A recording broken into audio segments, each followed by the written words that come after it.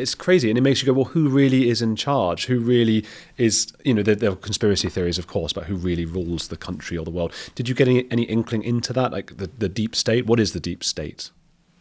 I think, I don't think there is a conspiracy of people trying to orchestrate the British government. But what there is a severe case of groupthink. Okay. It's very influenced. It was influenced by the EU when we remember. Is now influenced by the sort of you might call it the Davos elite, but the acceptable thinking amongst people in corporations, people in government departments, people in the mainstream media, the US State Department. When you see what's coming out of USAID and the project they're funding, that is the way this thing operates. But it doesn't operate by a single person in a dark room, with puppet strings. It's been a takeover of Western democracies by an elite group of technocrats who think they know best and have bought into, I think, the climate change, net zero ideologies are, a part of that. They bought into the transgender ideology. It was unacceptable a few years ago to say, well, actually, these men are not women; they're actually men.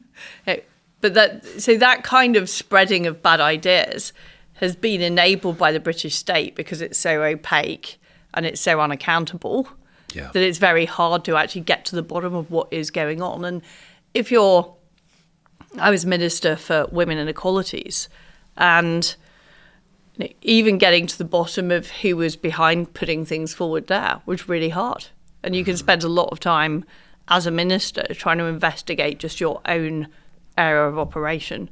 So what is going on in the Home Office or what is going on in the South Yorkshire Police Force is a million miles away. That's really interesting and scary. I'm pleased you say that about the puppet masters, because that's my belief as well. And probably a certain percentage of my viewers probably do go for the conspiracy stuff. And I think they underestimate how strong ideology is on just average normal people who can really go, and end up thinking a man, can just sort of put his willy away and now he's a woman or something. It just defies common sense. It's really bonkers. But there's a lot of evidence that the cleverer people are, the better they are at justifying the absolutely impossible, because they have very good skills of rationalization. And we've seen whole parts of the British elite being able to rationalize truly bizarre things. Yeah, that the gender thing was mad, and the idea that we don't have a bit of an immigration problem seems mad. Is there also this situation that we've got an aging population, so we have to have a lot of immigrants to support that for a workforce to support older people who are not working anymore, and where do you get them from? And that's why we have this immigration situation. Well, it's certainly, we started off talking about the Treasury and the Bank of England and their worldview, and that is their worldview. Their worldview is Britain can't really get more productive. It doesn't really matter if tax rates are high. It's not going to affect what people do. And the only way that we can shore up the economy is by importing more people.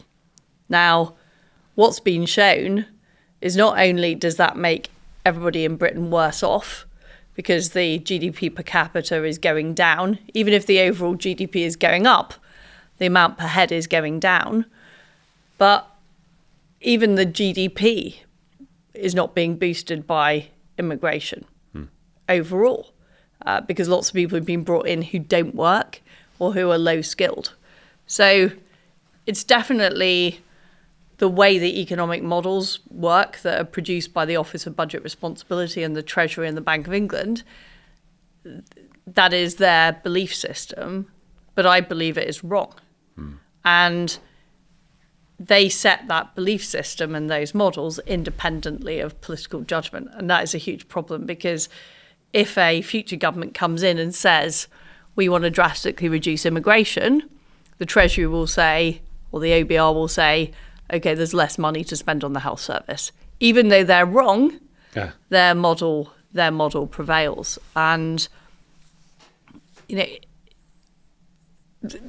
difficulty we have as well is that with a housing crisis where people can't afford to buy a house, with everything getting more expensive in Britain, it's harder and harder to start a family.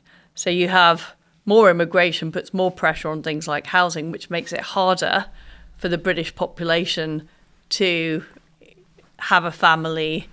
So it's a vicious cycle. And does it's a vicious cycle. Maybe support the mega rich who maybe want their services to be cheaper if immigrants come in and maybe work for less money?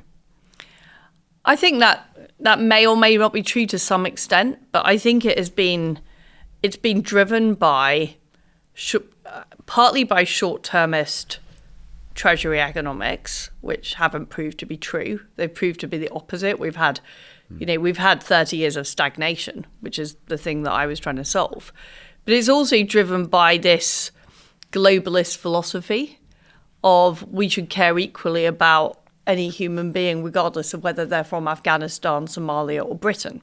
Now, I believe it's the British government's job to look after British people, not to worry about everybody in the world. But if you look at, Keir Starmer and his sort of human rights lawyer approach to the world, he and his friend Herma spent all their time working for people, organisations outside the UK because that is their belief. They don't believe that their main job is looking after British people. They believe their job is giving reparations to the Caribbean or worrying about the human rights of people in Afghanistan. And that is they're just completely disjointed from what most people in Britain actually think.